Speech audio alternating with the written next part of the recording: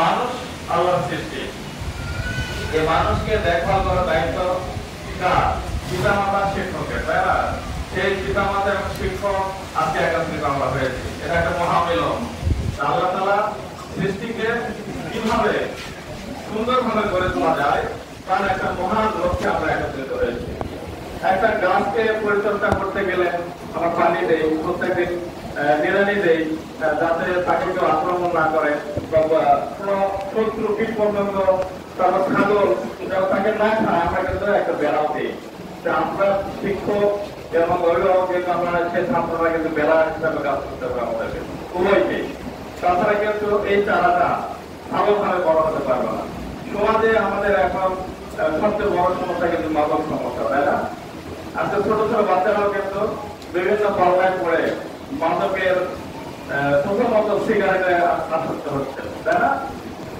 কেন হচ্ছে? যে সঙ্গদোষ, অসৎ সঙ্গদোষের কারণে এটা হচ্ছে।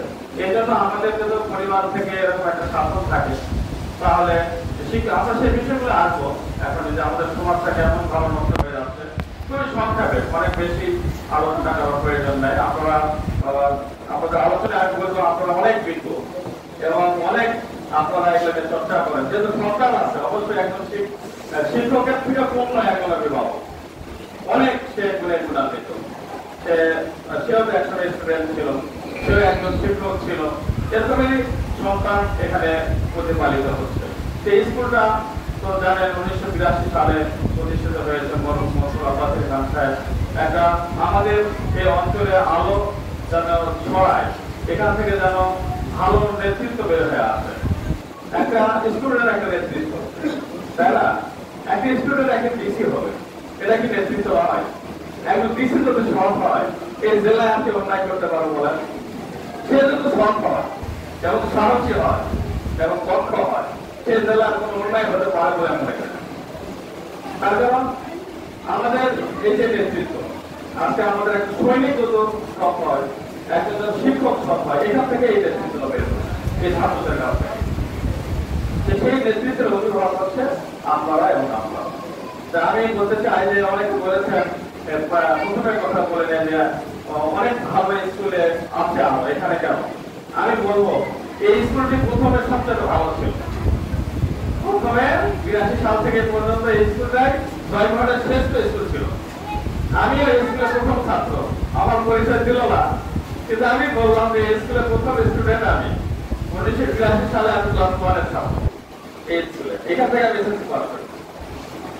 যেহেতু আমার পরিচয় দেওয়া হয়নি, আগের পরিচয়টা আমি নিজেই দিলাম। প্রিয় উপস্থিতি, আমি বলবো আমার সঙ্গে কিন্তু ডিসি সাহেবের ছেলেও পড়ছে, এসপি সাহেবের ছেলেও পড়ছে। তাহলে শ্রেষ্ঠ স্কুল দেখে তো ডিসি এসপি ছেলেরা এই স্কুলে পড়ছে নাকি?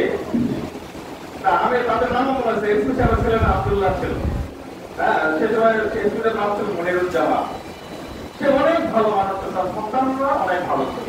এখানে ওসি সাহেবের ছেলেরাও পড়ছেন। আর জয়পুরহাটের যত সমস্ত ব্যক্তির ছেলেরা এবং ঢাকা থেকেও এখানে হোস্টেলের ছাত্ররা ছিল।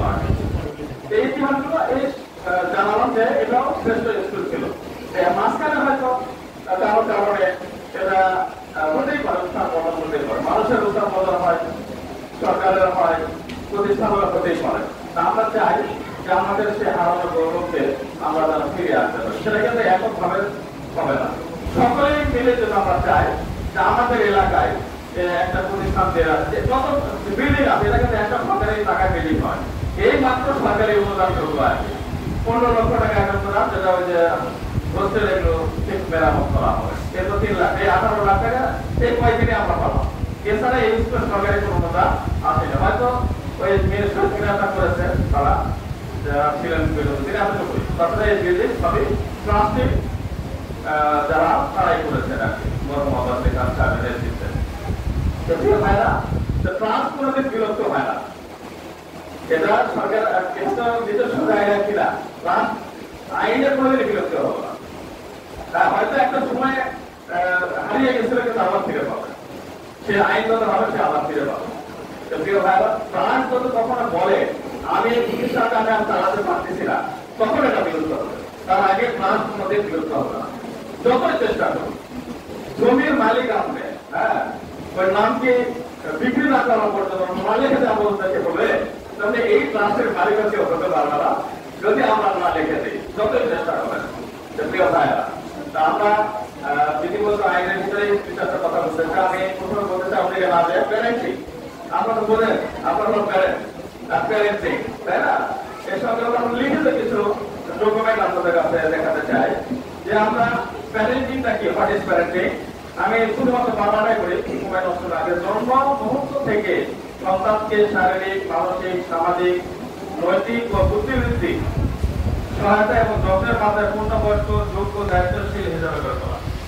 ওই যে প্রথমে আমার বললাম যে আমার সন্তানটাকে একদিন দায়িত্বশীল হবে, তাই না? এখানে প্রথমে শারীরিক শরীর যেন ভালো না থাকে তাহলে পড়ালেখা এখন চাইবে। অবশ্যই সবসময় বাচ্চাটাকে টেবিলে বসে রাখা যাবে না। আমি আমাদের সমাজে দেখেছি যে কখনোই পাড়াতে দিত না, আমাদের এই পাড়াতেই দেখেছি। হ্যাঁ, এমন একটা ফ্যামিলিতে দেখছি, নাম বলছি না, যে তাদেরকে কখনোই পাড়াতে দেয়নি, খেলতেও দেয়, সবসময় টেবিলেই দেখেছি। আসলে আমার পাড়ার ছেলেমেয়েরা আছে, ভাইয়েরা আছে, হ্যাঁ, এরকম আমরা দেখেছি। আসলে তারা কিন্তু খুব বেশি ভালো করতে পারে। আমি তাদের প্রশ্ন করি, আমার একজন ক্লাসমেট আছে, খুব ভালো কিছু করতে পারে। যদি আমরা এই জন্য আমাদেরকে বাচ্চাদের খেলাধুলা